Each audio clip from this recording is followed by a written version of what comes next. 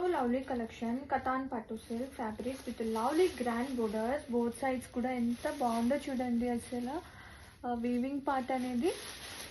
And sari all over కూడా మనకి ఇలా బూటీ వచ్చేస్తుంది, floral buti. And both side borders are very pretty.